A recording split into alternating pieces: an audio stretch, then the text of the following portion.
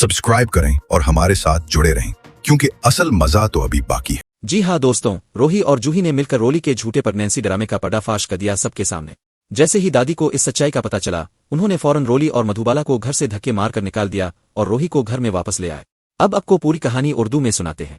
रोही और जूही ने एक खुफिया मुलाकात में मंसूबा बनाया कि वो रोली की झूठी प्रेगनेंसी का झूठ सबके सामने लाएंगी। रोही ने जूही से कहा, जब तक रोली इस घर में है, निहार जी खतरे में है। उनकी याददाश्त कभी भी मुकम्मल तौर पर खत्म हो सकती है। जूही ने रोली के लिए एक खास जूस तैयार करवाया जिसमें हल्की बेहोशी की दवा मलाई गई थी। वो जूस मुस्कुराकर रोली को देती है, पी लीजिए दीदी, अब बहुत थक गई होंगी। जैसे ही रोली जूस पीती है, थोड़ी देर में इसका सर चकराने लगता है और वो बेहोश होकर गिर जाती है।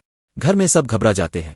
जूही चीख कर कहती है, रोली दीदी को कुछ हो गया है, कोई डॉक्टर को बुलाओ। दादी, सोनी, मधुबाला सब भागते हुए आते हैं। मधुबाला घबरा कर रोली का सर गोद में रख लेती है और कहती है, मेरी बेटी को क्या हुआ। जूही ड्रामाई अंदाज में कहती है, जल्दी डॉक्टर को बुलाओ, कहीं बच्चे को कुछ ना हो जाए। डॉक्टर आते हैं, सबकी नजरें उन पर टिक्की होती हैं। डॉक्टर मुआयने के बाद कहता है, घबराने की कोई बात नहीं, उन्हें सिर्फ कमजोरी या ज़हनी दबाव की वजह से चक्कर आए हैं। मधुबाला फौरन पूछती है, डॉक्टर साहिब, बच्चा तो ठीक है ना।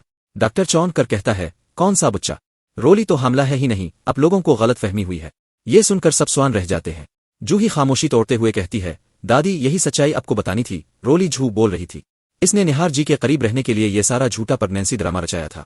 दादी को शदीद गुस्सा आता है। वो पानी का गिलास रोली के चेहरे पर डालती हैं ताकि वो होश में आ जाए। जैसे ही रोली होश में आती है, दादी इसके सामने आकर पूछती हैं, सच बोल, क्या ताव ने ही निहार और रोही का एक्सीडेंट करवाया था। रोली घबरा कर कहती है, नहीं दादी, मैंने ऐसा कुछ नहीं किया। मैं तो बस निहार जी से मोहब्बत करती हूँ, उन्हें खोना नहीं चाहती थी, इसलिए झूठ बोल दिया।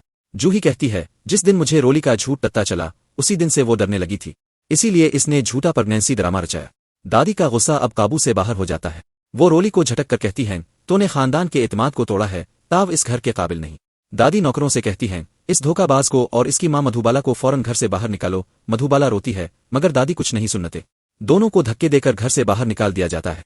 जूही जो बाहर खड़ी सब देख रही होती है, इसकी आंखें नम हो जाती हैं। दादी दरवाजा खोलकर खुद रोही का हाथ पकड़ती हैं और कहती हैं, अब ताव इस घर की बहू है, ताव ही निहार की सच्ची साथी है। रोही अंदर आती है और निहार के पास बैठ जाती है। निहार की आंखें आहिस्ता आहिस्ता खुलती हैं। वो रोही को देखकर कहता है, रोही। रोही मुस्कुराकर इसका हाथ पकड़ती है, हाँ मैं ही हूँ। निहार की आंखों में आंसू आ जाते हैं।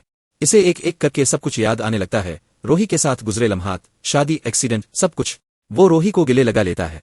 निहार की याददाश्त वापस आ चुकी थी। अगर अब भी चाहते हैं कि निहार और रोही हमेशा साथ रहे, तो इस पोस्ट को लाइक करें, हमारे चैनल को सब्सक्राइब करें और कमेंट्स में लिखें, आई सपोर्ट निहार।